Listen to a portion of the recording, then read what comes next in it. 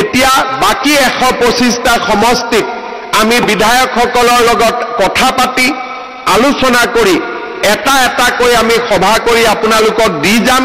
আত্মসহায়ক গোটৰ সদস্যসকলক প্ৰথম পৰ্যায়ত 10,000, পৰৱৰ্তী পৰ্যায়ত 25,000, তৃতীয় পৰ্যায়ত 50,000 এক সুন্দৰ আঁচনি আমি নিৰ্মাণ কৰিছোঁ।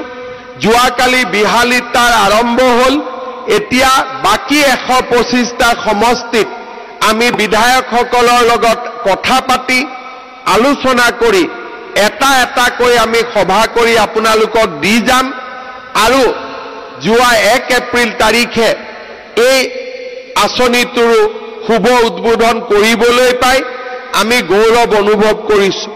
সমষ্টিৰ আই মাতৃসকলকো মহিলা উদ্যমিতা আঁচনিৰ চেক আপোনালোকক প্ৰদান কৰিবৰ বাবে মই ইচ্ছা প্ৰকাশ কৰিম।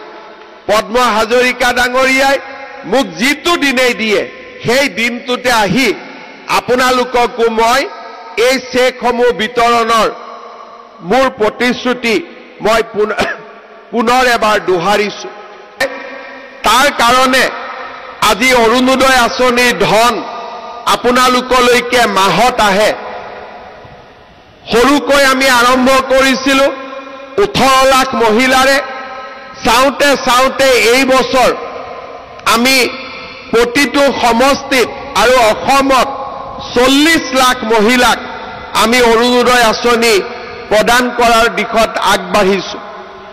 নদুৱাৰ সমষ্টিটো নিৰ্বাচন হৈছে। পদ্ম হাজৰিকা ডাঙৰীয়াই মোক কৈছে যে সকলোৱে পাইছে, কিন্তু 2-3 হাজাৰ মহিলা এতিয়াও অৰুণোদয়ৰ পৰা বাদ পৰি গৈছে। মই নদুৱাৰ সমষ্টিৰ বাবে নতুনকৈ আৰু 3,000 মহিলাক অৰুণোদয় আঁচনিত অন্তৰ্ভুক্ত কৰিবলৈ সিদ্ধান্ত লৈছোঁ আৰু তাৰ ফলত যি 2-এগৰাকী মহিলাই এতিয়াও অৰুণোদয় নোপোৱাৰ অভিযোগ আছে সেইখনো আমাৰ বিধায়ক মহোদয়ে নিষ্পত্তি কৰি দিব পাৰিব। ৰেচন কাৰ্ড হ'ল, ৰেচন কাৰ্ডৰ লগত আয়ুষ্মান ভাৰত, বিনামূলীয়া চাউল। এইবাৰৰ পৰা আমি ৰেচন কাৰ্ডৰ লগত দালি, নিমখ আৰু চেনি বজাৰতকৈ কম দামত আপোনালোকৰ হাতত তুলি দিম। দালিৰ দাম যদি বজাৰত 100 টকা হয় আমি আপোনালোকক 75 টকাত দিম।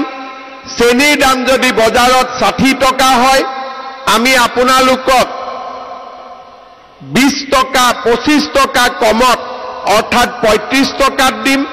আৰু যদি নিমখৰ দাম বজাৰত 30 টকা হয় আপোনালোকক আমি 20 টকা দামত দিম। অৰ্থাৎ দৰিদ্ৰ মধ্যবিত্ত পৰিয়ালটোক সহায় কৰাৰ বাবে আমাৰ যি প্ৰচেষ্টা সেই প্ৰচেষ্টা অব্যাহত থাকিব।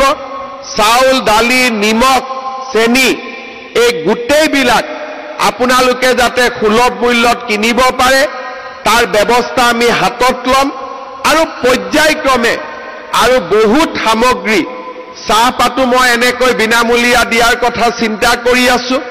ভৱিষ্যতলৈ এনেকৈ সামগ্ৰীবিলাকো আমি আগবঢ়াই গৈ থাকিম। অসমৰ প্ৰতিগৰাকী 3টা কাম আমি কৰিম।